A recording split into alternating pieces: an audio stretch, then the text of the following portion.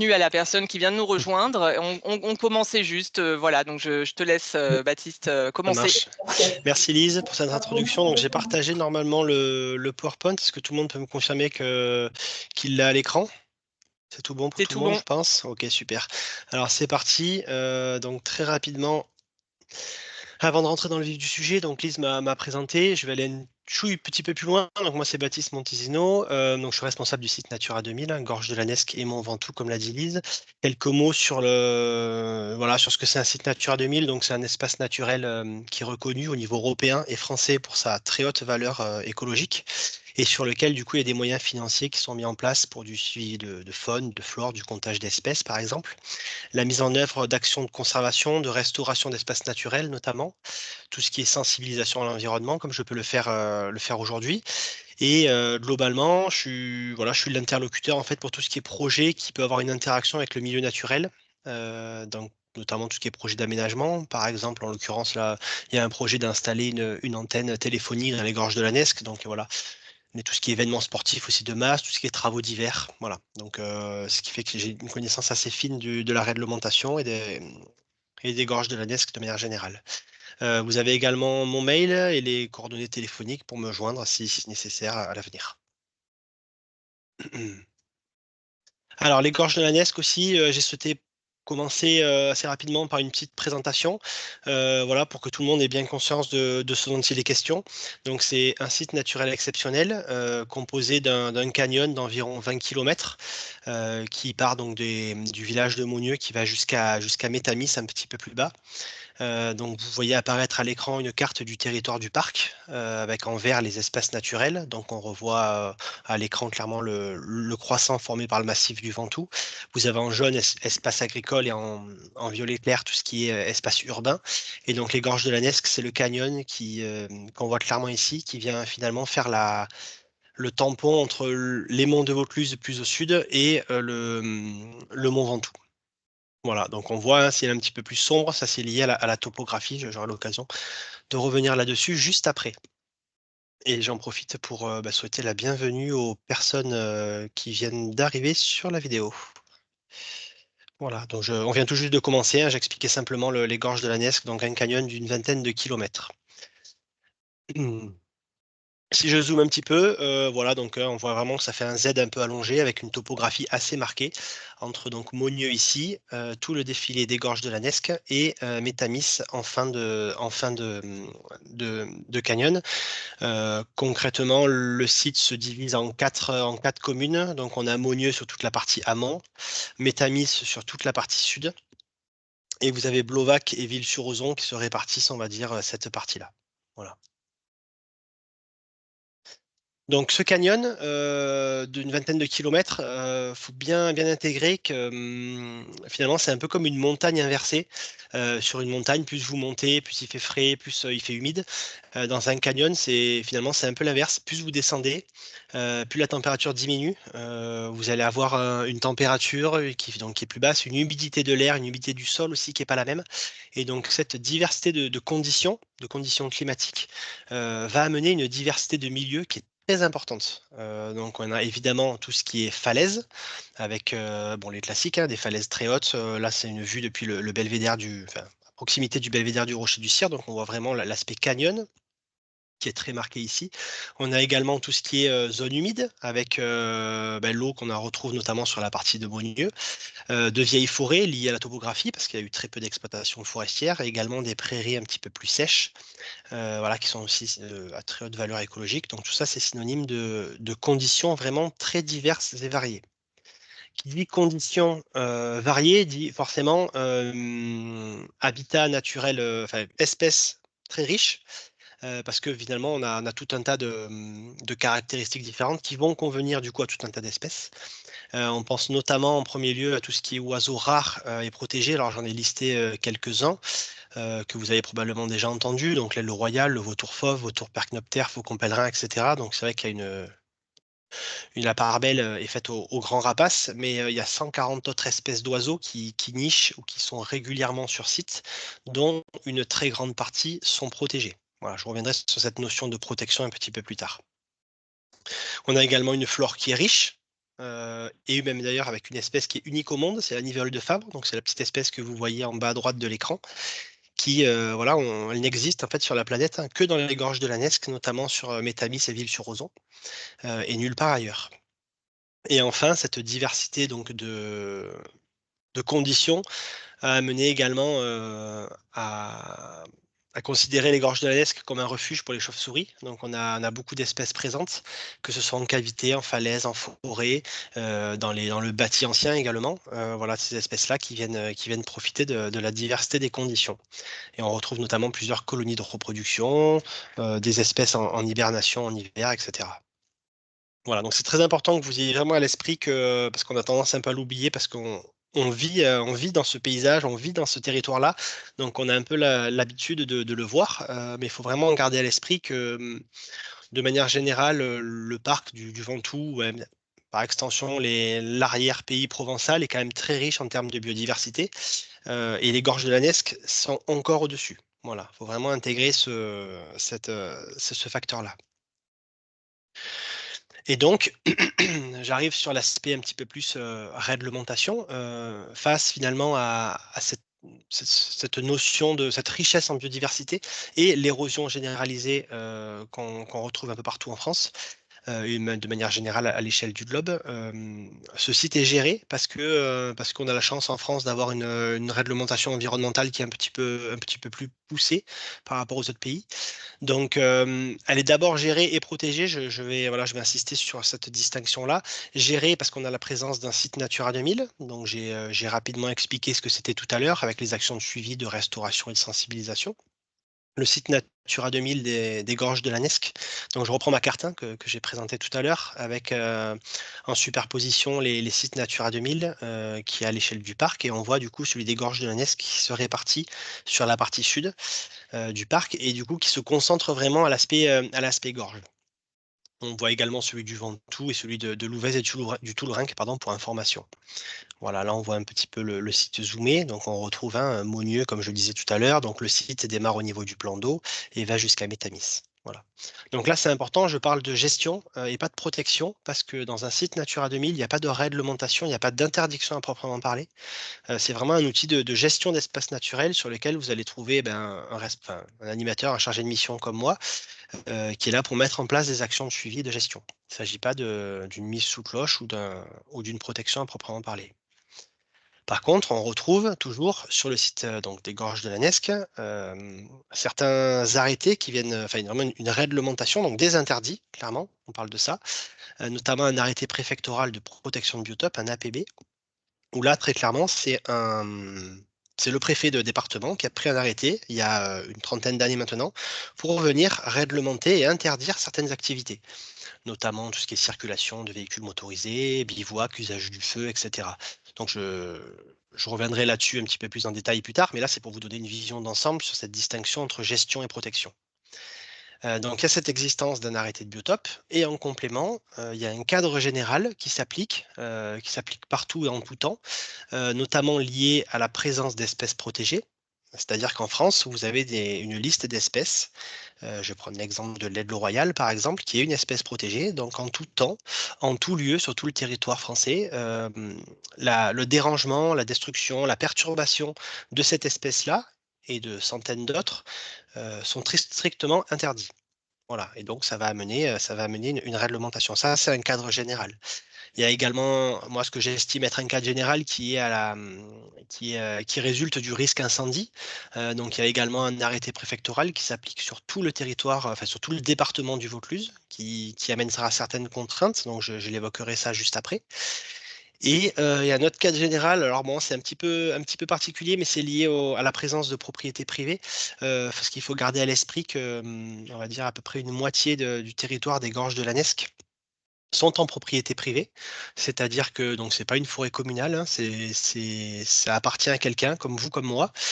Donc potentiellement, cette personne peut vous demander de quitter votre terrain, de quitter si vous avez posé votre tente, on parlera de bivouac un petit peu plus tard.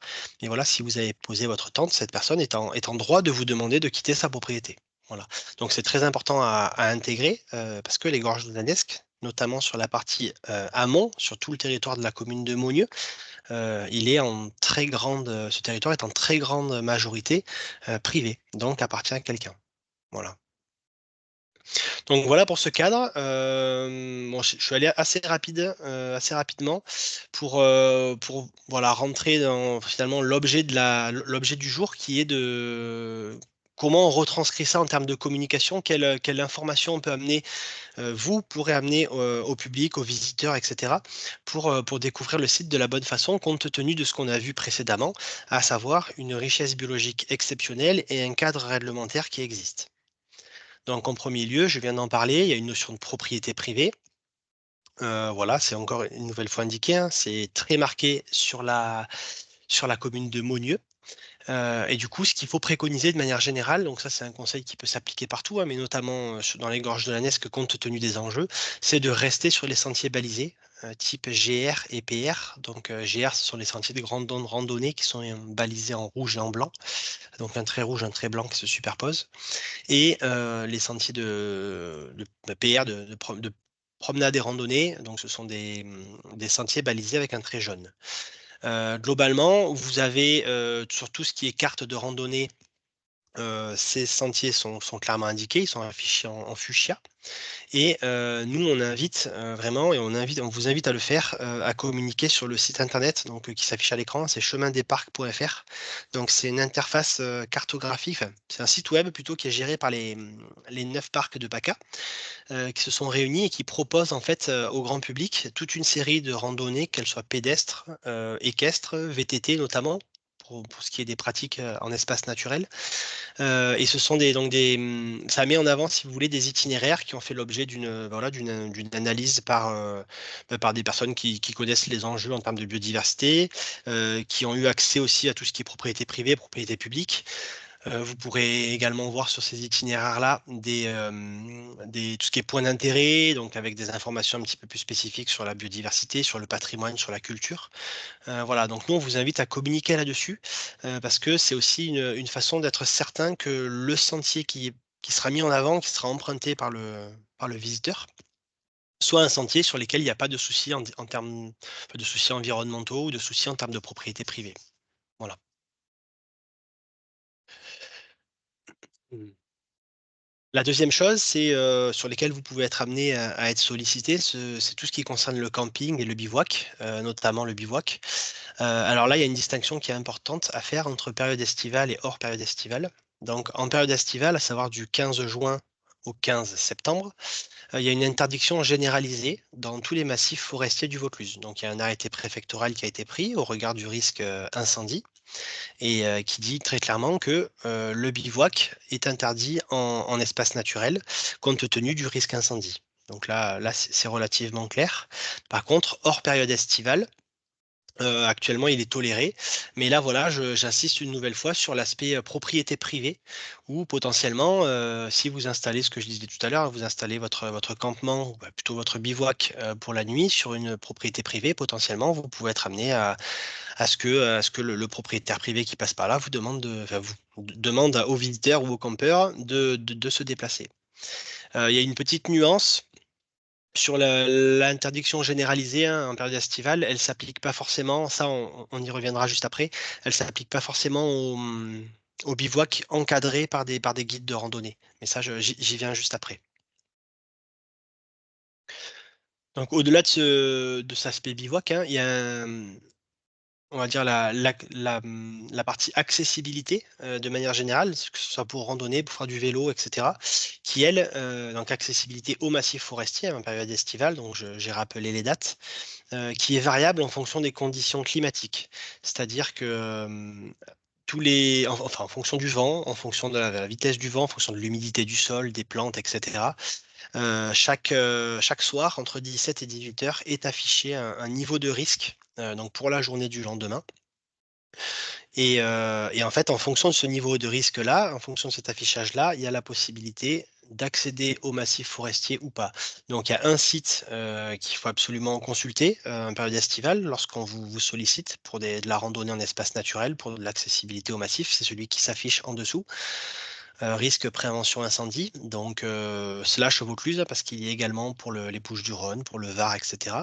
Et concrètement, vous allez retrouver sur ce site internet-là, qui est géré par la préfecture de Vaucluse, vous allez retrouver une carte du territoire qui divise du coup les massifs forestiers en grandes entités. Je vais peut-être d'ailleurs faire vite un arrêt du partage pour vous montrer ce site-là, parce que c'est quand même assez important. Hop, hop, il est là. Voilà, donc normalement arrive à l'écran le site internet en question. Donc vous avez le département de Vaucluse. On voit en vert tous les massifs forestiers. Voilà, il passe en surbrillance lorsque je passe la souris dessus. Si je zoome sur les gorges de la Nesque, alors c'est un petit peu particulier malheureusement pour les gorges de la Nesque parce qu'il a fallu mettre une limite à un moment donné entre le massif du Mont Ventoux et le massif des monts de Vaucluse. Donc il s'avère que c'est une partie des gorges de la Nesque. Et du coup, voilà, donc aujourd'hui tout est vert, forcément. Vert, ça veut dire que l'accès est possible sans aucune restriction. On voit que donc il s'agit de la journée, pardon, excusez-moi, du 23 mai, et que ça a été mis à jour, comme je disais tout à l'heure, la veille au soir à 18 h en l'occurrence. Et donc, sur cette carte, vous avez donc tous les massifs du Vaucluse, et vous avez soit un accès possible quand c'est vert, soit un accès possible mais recommandé le matin lorsqu'il passe en jaune. Jaune, il faut considérer que ça, c'est comme un risque faible. Et ensuite, vous avez, selon les conditions, un accès qui est interdit toute la journée. Donc il n'y a plus l'aspect matin, après-midi comme c'était le cas avant, c'est une interdiction de toute la journée parce qu'il y a un risque incendie trop élevé. Vous voyez qui apparaît sauf dérogation, c'est-à-dire qu'il y a certains sites naturels, donc il n'y en a pas dans les gorges de la Nesque, mais je pense notamment à l'Acrobranche par exemple, à Mormaron, au plan d'eau des Salettes, qui est en zone forestière, donc qui dans l'absolu devrait être interdit, mais le site a obtenu une dérogation compte tenu des aménagements qu'ils ont mis en place pour limiter le risque incendie notamment. Donc ces sites sont toujours accessibles hein, quand on est en rouge. Par contre, voilà, pour le public lambda, c'est pas possible d'accéder au massif forestier lorsqu'on est en rouge. Alors autant pour la partie massif du Ventoux, donc la partie Monnieu, on va dire des gorges de la Nesque, la plus en amont, c'est très rare. Pour la partie Mont de Vaucluse, c'est pour le coup Mont de Vaucluse, Venasque, hein, ça va loin. Ça va jusqu'à Pernes, me semble-t-il. Voilà, c'est toujours le Mont de Vaucluse. Et même d'ailleurs au nord du Luberon. Toute cette partie-là est quand même assez régulièrement fait l'objet assez régulièrement de restrictions.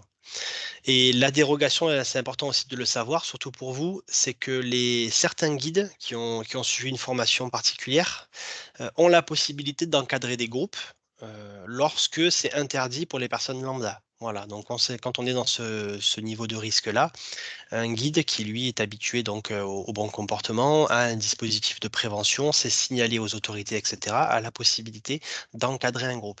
Donc sur une saison particulièrement chaude et à risque, par exemple, où on pourrait avoir des massifs forestiers qui sont régulièrement fermés, c'est important aussi pour vous de transmettre cette information-là pour que le public puisse s'orienter vers des guides et donc profiter aussi déjà de la randonnée, du massif forestier, mais aussi de tous les conseils que pourra amener et toutes les connaissances aussi que pourraient amener ces accompagnateurs-là. Voilà. Et en dernier lieu, vous avez un risque extrême où là, c'est fermé pour tout le monde, pour toute la journée. Donc là, c'est les journées, par exemple, de grand vent et de grande sécheresse. Voilà. Alors, je retourne sur ma présentation. Voilà. Donc, on a vu tout ce qui était notion de propriété, bivouac, camping et accès au massif forestier. Quid de la question du drone? Euh, Alors là, c'est un petit peu plus complexe. Je l'évoquais tout à l'heure, il y a une notion en France, un principe général qui est d'interdiction de déranger une espèce protégée. Euh, En l'occurrence, dans les gorges de la Nesque, il y a de nombreux rapaces. Donc si on imagine qu'un drone, enfin une personne arrive avec son drone au niveau du belvédère du Rocher du Cire, décolle, il y a de très fortes chances que la simple présence du drone dans l'air, enfin dans le ciel, vienne perturber et déranger ces espèces-là parce qu'elles nichent à proximité immédiate. Donc là, on peut imaginer un comportement de fuite, donc c'est-à-dire l'adulte, par exemple, qui va déserter son nid parce qu'il attribue ça à une menace, laissant du coup l'oisillon seul et du coup, potentiellement, il pourrait mourir de froid si on en est encore sur un stade de l'œuf, ou être prédaté par une autre espèce, par exemple, si c'est vraiment un petit oiseau. Donc ça, c'est interdit, et par définition, du coup, on peut considérer que le drone, étant une nuisance pour ces espèces-là, est interdit. Voilà. Après, pour être parfaitement honnête enfin, clair peut-être pas, mais pour être parfaitement honnête avec vous, si vous prenez une journée d'automne, de novembre, où il fait froid, il y a un peu de vent, il y a pas de soleil, donc les conditions de vol sont exécrables pour les oiseaux. C'est clair qu'un drone en soi, dans la mesure où il y a aucune espèce en vol, pourrait ne pas causer de dérangement, donc dans l'absolu ne serait pas interdit. Mais voilà, ça paraît quand même peu probable. Donc il faut considérer que clairement l'usage du drone dans les gorges de la Nesque, notamment à proximité des grandes falaises, donc à proximité c'est 2, 3, 4, 500 mètres, hein, est clairement à éviter et à déconseiller au maximum. Donc on est bien conscient que c'est pas forcément très clair comme réglementation, dès qu'il n'y a pas une interdiction stricte, soit une autorisation stricte, soit une interdiction stricte, forcément ça amène un flou. Donc il y a un projet de clarification de la réglementation qui est en cours, mais qui devrait conduire à une interdiction pure et simple du drone dans les gorges de la Nesque. Mais voilà, ça serait probablement applicable qu'à partir de l'année prochaine, le temps que l'arrêté préfectoral soit signé par le préfet. En termes d'escalade, donc nous, on vous invite à clairement orienter uniquement vers les sites qui sont aménagés et autorisés. Donc, je fais volontairement une petite distinction entre les deux. Aménagé, c'est sous-entendu un site dont les voies d'escalade sont déjà équipées, parce que l'équipement de voies d'escalade dans les gorges de la Niesque, lui, euh, est soumis à autorisation. Donc, comme je le disais tout à l'heure, à la fois du propriétaire, parce qu'on peut imaginer un propriétaire qui n'a pas forcément envie qu'il y ait un site d'escalade sur sa propriété, pour des questions de responsabilité notamment. Et par ailleurs, il faut également une autorisation préfectorale, donc une autorisation du préfet express, hein, pour équiper un nouveau site d'escalade dans les gorges de la Nesque, compte tenu des enjeux biodiversité et des différentes réglementations et périmètres de gestion qui existent. Donc, il faut que le site soit déjà aménagé et également qu'il soit autorisé parce que, il y a encore quelques sites sur le territoire qui sont équipés mais qui font pas l'objet encore d'une autorisation claire. Donc, nous, on vous invite à orienter tout ce qui est toutes les demandes vers ces sites-là qui sont officiels, à savoir, il y en a un à Métamis, à la falaise des Dévins, il y en a un à Ville-sur-Ozon, il y en a un à Sceaux, il y en a un à Venasque, même plusieurs à Venasque. Voilà, j'ai mis un site d'escalade à Monieux. Donc, pour celui qui le connaisse, c'est celui qui est à l'entrée du plan d'eau, une centaine de mètres à l'entrée du plan d'eau. Voilà, c'est un site qui est un peu entre deux parce que il n'y a pas encore de convention qui existe. Donc, dans l'absolu, la pratique est interdite parce qu'elle n'est pas cadrée, elle n'est pas expressément autorisée. Voilà, par contre, ça fait l'objet aussi de la clarification de la réglementation que j'évoquais juste avant pour le drone. On est en train de travailler à ça pour ce site d'escalade-là. Donc voilà, il y a une possibilité qui n'est pas encore certaine, mais une possibilité on va dire de cadrer ce site-là. Mais pour ça, de toute façon, on reviendra vers vous et il y aura une communication dédiée à ce sujet si jamais ça devait être le cas. Et pour ce qui est de la spéléologie, alors j'imagine que les demandes sont un peu moindres, hein, mais voilà, là, en gros, on vous invite à orienter les gens vers l'ASPA, donc c'est l'association spéléologique du plateau d'Albion, qui eux ont une connaissance fine de la réglementation, parce que je ne vais pas rentrer dans les détails cavité par cavité, c'est un peu complexe, mais voilà, eux, ils connaissent, ils sont en capacité d'encadrer, donc n'hésitez pas à orienter vers eux pour tout ce qui concerne la pratique de la spéléologie. Il nous en reste 2 à voir, donc tout ce qui est activité aquatique, donc il faut en parler, hein, parce qu'il y a de l'eau et c'est une rivière. On l'oublie peut-être en été parce qu'il y a peu d'eau, mais il y a quand même de l'eau dans les gorges de la Nesque, notamment sur la partie amont. Clairement, donc c'est peu propice, hein, en été, compte tenu du niveau d'eau et de la qualité forcément qui est assez faible. Mais clairement, nous, on vous évite, enfin on vous conseille d'éviter de promouvoir l'activité aquatique là-bas, très clairement, que ce soit compte tenu des enjeux biodiversité, mais aussi pour éviter d'avoir une situation qui pourrait s'orienter vers ce qu'on connaît dans les gorges du Toulourenc. Donc je pense que vous voyez de quoi je parle. Mais clairement, voilà, éviter de promouvoir cette activité-là. Et ça me permet de faire le lien vers le prochain webinaire qui concerne les sites de baignade et eau criée qui aura lieu jeudi prochain. Et en dernier lieu, donc là j'imagine c'est encore plus ponctuel, mais bon voilà, ça me permettait de faire le tour au moins des principales demandes, parce qu'il faut savoir que le site des Gorges de la Nesque, globalement, est vraiment reconnu au niveau national, voire même international, pour les découvertes qui ont pu être faites sur l'homme de Néandertal notamment, parce que c'était un site qui était particulièrement fréquenté à l'époque. Donc il y a plusieurs sites de fouilles, hein, qui sont encore en activité aujourd'hui, mais il faut savoir que ces sites de fouilles sont interdits d'accès, ils sont souvent en propriété privée également, donc voilà, je vous renvoie vers ce que je disais tout à l'heure sur les propriétés privées. Mais globalement, voilà, si jamais vous avez un visiteur qui est curieux, n'hésitez pas à insister sur le fait que l'accès ces lieux-là sont réglementés. D'ailleurs, les fouilles archéologiques sont strictement réglementées aussi en France et doivent faire l'objet d'une autorisation du préfet de région. Voilà. J'ai fait le tour des principales, à mon sens en tout cas, demandes, mais n'hésitez pas à revenir dans quelques minutes quand on vous laissera la parole, à revenir sur les différentes demandes que vous pourrez avoir. Et je profite du coup des dernières secondes pour vous rappeler les deux prochains webinaires.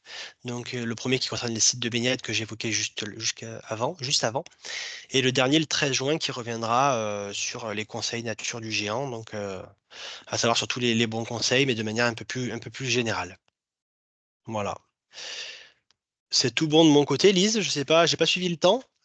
On est à peu près Ben bon. écoute, ouais, il est 2h30, donc J'ai légèrement voilà, dépassé.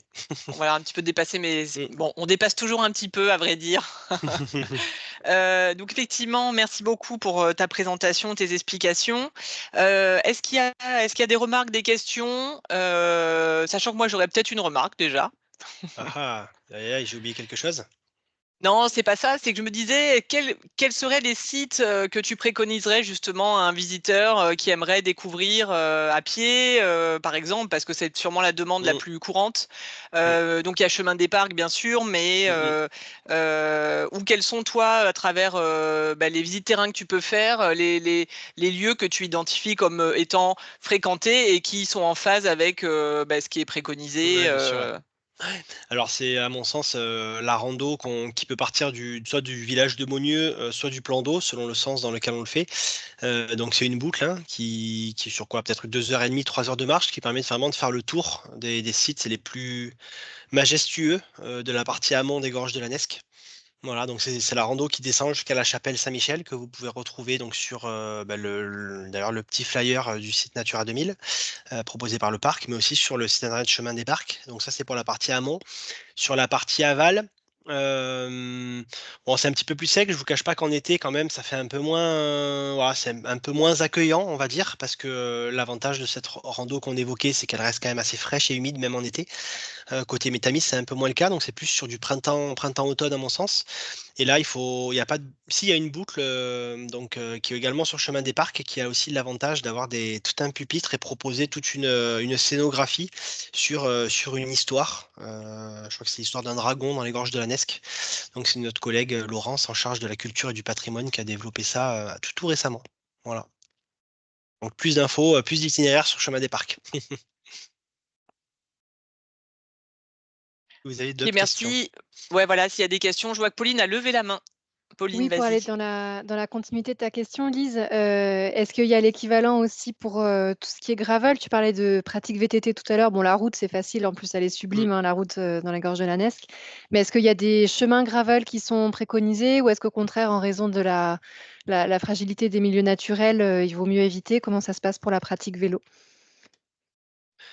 Alors Lise, peut-être c'est plus à même que répondre que moi. Tu as peut-être une connaissance plus fine des itinéraires pour le coup, qui sont balisés. Alors, sur le gravel, je maîtrise moins. Il me semble que sur la carte Vétopo, il y a des itinéraires qui doivent passer à proximité. Après, on a un itinéraire VTT qui fait Métamise, Ville-sur-Osson, Blovac, mais qui est plutôt bah, sur les portes de la Nesque et non pas Mm. dans les gorges. C'est clair que dans les gorges, la pratique du VTT ou du gravel, hormis sur les sentiers balisés du PDIPR, voilà. Mm. Ou s'il n'y a pas d'interdiction et si c'est praticable. Mais bon, c'est sûr que c'est pas un endroit. On l'a pas forcément maillé et pas forcément identifié parce que je te rejoins complètement. La topographie du site fait C'est que c'est c'est très technique, délicat. ouais. Voilà, c'est très Mm, technique. Alors c'est plus typé VTT. D'ailleurs, il me semble que la ouais. GTV passe par là-bas, hein. La Après, clairement, GTV, ouais. il me semble qu'elle passe à Maugneux et qu'elle emprunte la partie GR là, au sud en rive gauche. Mais non, pour moi, à mon sens, la partie gravel, alors on peut éventuellement s'en approcher quand on est sur Métamis, donc plus au sud, où là OK. c'est des plateaux un petit peu plus plat du coup. Mais il n'y a rien de balisé clairement aujourd'hui, il me semble. Voilà. Donc, il n'y a pas de traces existantes sur lesquelles on peut s'appuyer, en tout cas pour la partie gravel, quoi. Parce que ça risque d'être trop technique, je pense, sur les sentiers VTT identifiés. Ouais, je pense aussi. OK, Voilà. Et puis de merci. toute façon, je rappelle, la topographie, c'est vrai que je ne l'ai pas non plus dit de manière explicite, mais au fond des gorges de la Nesque, il n'y a pas de sentier de randonnée. C'est-à-dire que c'est pas comme à Métamis finalement où vous pouvez marcher dans le lit. Bon, c'est des gros galets, mais ça reste envisageable. Côté Monnieu, clairement, il n'y a pas la possibilité d'évoluer dans le fond des gorges. C'est souvent complètement encombré par du buis et vous marchez dans le lit de la rivière en fait, qui est souvent à sec d'ailleurs. Voilà, dès qu'on passe le rocher du Cire. Donc finalement, les itinéraires de rando, hein, que ce soit d'ailleurs pédestre ou autre, se font souvent sur les plateaux alentours. Voilà.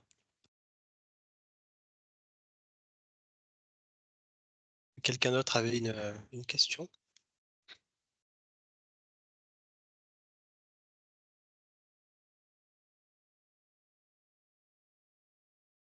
Ben, c'est que c'était limpide. Alors de toute façon, dans les prochaines sessions, effectivement, on reviendra aussi sur les aspects de bivouac ou toutes les questions qui sont récurrentes en été, donc dans la session des conseils Mm, nature, hein, comme tu l'as dit. oui. Voilà, donc ça sera un peu un récapitulatif de toutes les questions qu'on a pu légèrement aborder au fil des webinaires, mais peut-être d'aller un petit peu plus loin là-dessus. Mm, Les autres offices de tourisme, Johanna, est-ce qu'il y avait peut-être des besoins de précision? C'est l'occasion, n'hésitez pas. Non, rien de particulier. Ou de dire un mot, même peut-être vous, sur vos constats, quelles sont les demandes que vous avez en lien avec les gorges de la Nesque, ça peut aussi éclairer Baptiste, peut-être, au mm, comptoir. Voilà, quelles sont les demandes des publics? Est-ce que c'est pour de la randonnée? Est-ce que c'est pour d'autres activités? Est-ce que c'est en lien avec les espèces, l'escalade? Voilà, votre feedback qui peut être intéressant aussi. ouais, bien sûr, ouais. Alors moi, c'est surtout randonnée. D'accord. Ok. Ouais. Donc tu leur les orientes vers la rando de la Chapelle Saint-Michel, par exemple, Ouais, c'est ça. côté, Mmh. ok. Vélo, j'imagine beaucoup aussi, mais ils passent peut-être pas par l'office, ils prennent l'itinéraire. Mm, Oui, bah, oui, oui, après oui, vélo, Ouais. oui, bien sûr, oui, oui. Après les gorges de la Nesque en général, hein, que ce soit en voiture, vélo ou Hmm. à pied. ok. Et vous avez des sollicitations pour du drone, par exemple? Si on vous sollicite parfois, quels sont les lieux les plus spectaculaires? À quel endroit ça pourrait être intéressant ou très peu? Non, pas de mon côté en tout cas. Ok. Bon, ça m'étonne guère. En général, c'est des infos qui se captent facilement sur des sites internet dédiés à la pratique. Donc, ça m'étonne pas trop. Et s'il n'y a pas d'autres remarques, on va pas vous retenir. On vous souhaite une bonne après-midi. Mm. Voilà. Peut-être à la semaine prochaine pour certains. Voilà, ou pour le dernier webinaire. Merci beaucoup de votre présence, de votre fidélité. Ça fait plaisir de retrouver certains d'entre vous depuis un petit moment. Voilà, bah écoutez, bonne continuation, bonne fin de semaine. À Au revoir à bientôt. tous et merci.